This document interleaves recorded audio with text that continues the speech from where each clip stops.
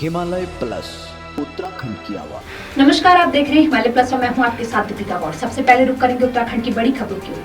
कोटद्वार पौड़ी राष्ट्रीय राजमार्ग दुगड्डा कोटद्वार के बीच फिर बंद हो गया है। लगातार हो रही बारिश के कारण कोटद्वार दुगड्डा के बीच 5वें मील में लगातार मलबा आने के कारण आज फिर बंद हो गया। लगातार हो रही मूसलाधार बारिश के कारण कोटद्वार मेरठ पौड़ी राष्ट्रीय राजमार्ग दुगड्डा कोटद्वार के बीच जिस तरह के हालात हैं, उससे लगता है कि इस मार्ग पर चलना सुरक्षित नहीं है। मंगलवार को भी जिला प्रशासन व दुकान स्वामियों के बीच दुकानों को हटाने को लेकर तीखी नोकझोंक हो गई।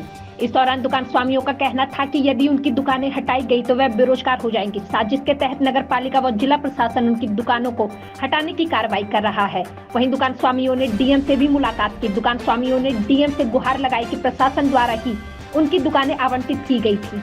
सालों तक उनसे किराया वसूला गया, अब कोर्ट के आदेश का बहाना बनाते हुए उनको हटाने का काम किया जा रहा है। वहीं जिला प्रशासन का कहना है कि दुकान स्वामियों को बुधवार तक दुकानों से अपना सामान हटाने का समय दिया गया है। बुधवार को जेसीबी की मदद से इन दुकानों को हटवाने का काम शुरू कर दिया जाएगा। कहा कि शहर में एनएच पर कई स्थानों पर अतिक्रमण है, लेकिन प्रशासन सिर्फ उनकी ही दुकानें हटाने की कार्रवाई कर रहा है। इस दौरान दुकान स्वामियों ने आरोप लगाया कि उनकी दुकानें हटवाने के बाद यहां पर पार्किंग बनाई जाएगी। इकरार अहमद, ईओ नगर पालिका गौरव भसीन ने दुकान स्वामियों को अपनी दुकानों से बुधवार तक सामान हटाने की अपील की है, लेकिन दुकान स्वामियों ने साफ इनकार कर दिया है। निर्देशित किया गया है पीआर में कि हमें तत्काल जितने भी हमारे स्टेट रोड्स हैं या स्टेट हाईवेज हैं उन पर जो अतिक्रमण है उन्हें चिन्हित करते हुए नोटिस देते हुए उन्हें हटाया जाना है। उसी क्रम में जो कार्रवाई है वो पौड़ी और पौड़ी जनपद के विभिन्न कस्बों में भी चलाई जा रही है, विभिन्न क्षेत्रों में चलाई जा रही है। उसी क्रम में जो डिमोलिशन ड्राइव है हमारा द्वारा जो उनके रोजगार से रिलेटेड कंसर्न है और जो उन्होंने बताए हैं और नगर पालिका के स्तर पर उनके साथ में किसी अनुबंध की जो बात की जा रही है उसमें एसडीएम स्तर से जांच करने के पश्चात जो आवश्यक कार्रवाई की जानी होगी वो आवश्यक कार्रवाई की जाएगी, लेकिन अतिक्रमण हटाने के प्रोसेस का पर इसका कोई असर नहीं होगा। श्रद्धांजलि कार्यक्रम में जन कवि गिरदा के कार्यों व उनके व्यक्तित्व पर प्रकाश डाला गया। गिरदा जनवादी और फक्कड़ मिजाज व्यक्ति थे। जनता की आवाज उठाने के लिए अपनी सरकारी नौकरी की भी परवाह तक नहीं थी। इस अवसर पर गिरदा के लिए और गाय गीत भी गाए गए।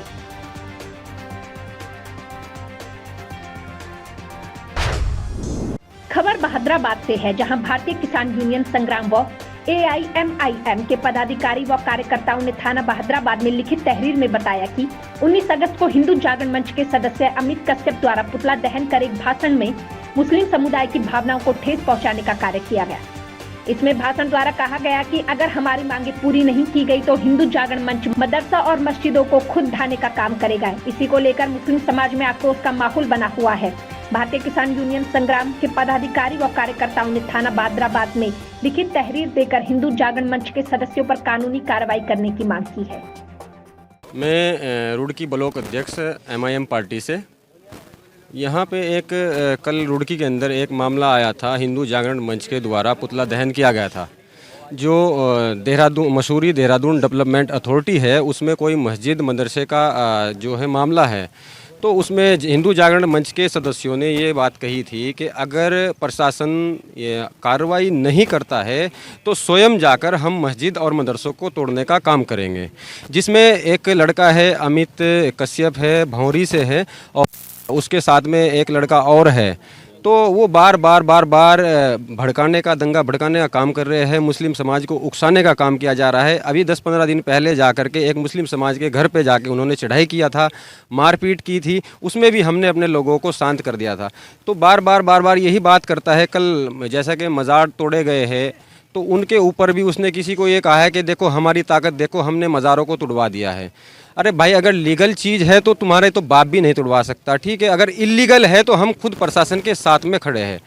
तो हम ये चाहते हैं ऐसे लोगों की ज़बानों पर ताला लगाए प्रशासन, आने वाले समय में कोई बड़ी दुर्घटना से बचा जा सके।